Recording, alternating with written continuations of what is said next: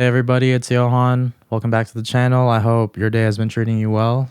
And yeah, it's good to see you. We're gonna do a tier list or a tier ranking of great slash critically acclaimed albums. And I actually hopped onto my Instagram not too long ago and I asked all my homies there to send me what they think are great albums and critically acclaimed albums and all that stuff. And I got flooded. How this tier list is going to work is we got 5 columns ranging from S to D. Why there is no F tier is because all the albums that I've received, or at least the ones that I've seen, they're all at the very least okay. And I feel like having an F tier would imply that I think the album is trash or I don't like it. I like most of these. So at the very bottom, we got D, which is for overrated. We got C, albums that I personally haven't listened to yet. You know, I'm willing to listen to anything, but that doesn't mean I've listened to everything. B, which albums that I think are okay. A, we got objectively great, you know, albums that whether I like them or not, or whether I think they're my favorite or not, like they're just objectively worthy of whatever status that they have in the grand scheme of things. At the S tier, we got subjectively great. So these are albums that not only I think are great and critically acclaimed and all that, but I just have a personal love and bias towards. All the albums here are in alphabetical order. And yeah, I won't spend too much time on each of these albums because, you know,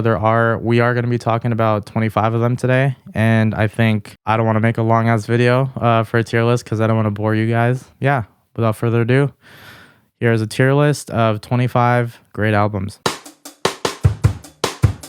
So to kick things off, we got Arcade Fire and their album Funeral. You know, Arcade Fire, they're Canadian greats. Nevertheless, I really don't have that much experience with them. I did see them at Osheaga back in 2022. They were headlining the day that we went and they were phenomenal. I just haven't taken the time to listen to them. Yeah, I'm not even going to pretend like I have an opinion on Arcade Fire. I'm just going to put them in I haven't listened to them. Up next, we got Arctic Monkeys and their album AM. Yeah, this one's overrated. I'm definitely in the school of the Arctic Monkeys' first 2 albums, Whatever People Say I Am and Favorite Worst Nightmare. That's the Arctic Monkeys that I think of whenever I think of them. And yeah, I just think for an album like AM to be that popular and to get that much attention that it did back when it did, I just thought it'd be better. Up next, we got Beach Boys with Pet Sounds and yeah boys, this one's overrated, guys. Like I don't get it. Like maybe this album was not made for me, or maybe I haven't lived long enough. I've listened to Pet Sounds maybe about like close to 10 times, like really trying to understand like why it's so impactful to so many people, and dog, I still don't get it. Up next, we got the Beatles and their critically acclaimed Sgt. Pepper's Lonely Hearts Club Band. Yeah, this one's good. It's top 5 Beatles for sure. You know, it'd be disrespectful to say it's not. However, you know, there are better albums than this one. And I do think that people, especially like publications like Rolling Stone and other, you know, magazines, like they glaze this one way too much. There are better Beatles albums than this one. So to wrap up letter B, we got Buena Vista Social Club and their self-titled album. This is easy, S tier. It's one of the biggest dopamine hits that I've ever listened to. It's multifaceted, it's multi-purpose. You know, this album fits in any setting, any time of the day, with any task. S tier for sure. At the letter C, we got Chet Baker and his album Chet Baker Sings. Aside from, you know, its biggest hit, I Fall in Love Too Easily, and the opening track, This Old Feeling, everything else on this album is okay. And for that reason, it's gonna go beside the Beatles, and it's in the B tier. Up next, we got Daft Punk and their album Discovery. Me personally, I'm more of a fan of Random Access Memories, but you can't deny that Discovery is just a great album. So yeah, A tier. Up next, we got Drake and his album Take Care. A lot of people think that this is Drake's best. I humbly disagree. I think his best is If You're Reading This. But nevertheless, that 3 album run of Take Care, Nothing Was the Same, and If You're Reading This were Drake at his best. And I think if anyone were to pick any one of those 3 albums as their favorite or as what they would champion as the best Drake album, I'm not mad at it. For me, and me specifically, I'm going to leave Drake right beside Chet Baker at the B tier. Alrighty, following that, we got Frank and his album Channel Orange. If you guys saw my last video, you would know that Blonde is one of my favorite albums of all time. I don't know, I revisited Channel Orange quite recently, a couple of times actually, and the more I listen to it, the less I like it. I remember that there was a time where this was like the album that I was spinning most, specifically when I was in high school. I don't know what it is. Yeah, I'm just at a point where I think this one's kind of overrated, and you know what? I'm at peace with it. Sorry, Frank. Up next, we got Green Day and their album American Idiot. I still think Dookie is better. Yeah, this thing is okay. It's not overrated, it's just okay. So it's gonna go in the B tier. And then right after Green Day, we got Incubus and their album Morning View. I give this album way too much love than I think it deserves. It is a great album. It's one of my favorites to come out of the 2000s. However, there's just a lot of fluff. It's not overrated because the hits on this album are the best that came from Incubus. I'm gonna slide them right next to Green Day in the B tier.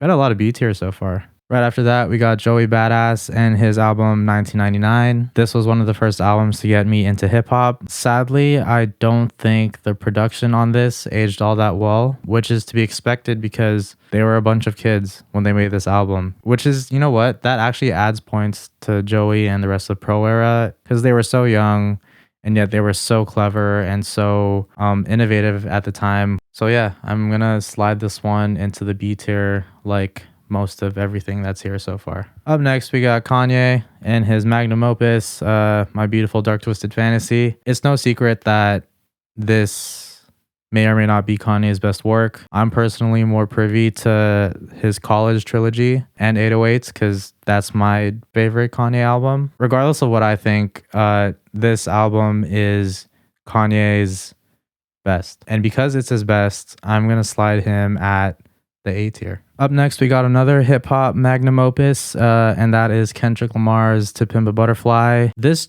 might just be the greatest album of all time. I guess a lot of the criticism with To Pimp a Butterfly is just with how dense it is. Because of how dense and how heavy the subject matter is, the replayability of it kind of wanes. Not for me though. I've never heard anything like this, and I doubt I will hear anything like this ever again. Obviously, I may or may not be wrong because I can't predict the future, but what's current to me and what's solidified, set in stone, is that this thing is indeed S tier. And right after Kendrick, we got another monumental one. That is Marvin Gaye's What's Going On. This thing is so good. Not only is this thing an informed listen, but it's also just enjoyable through and through. Yeah, right beside Kendrick, S tier. Right after that, we got My Bloody Valentine and their debut album, Loveless. When anyone thinks of shoegaze, it's My Bloody Valentine that usually comes up. It's definitely one of my favorite albums to come out of the 90s. Do I think it's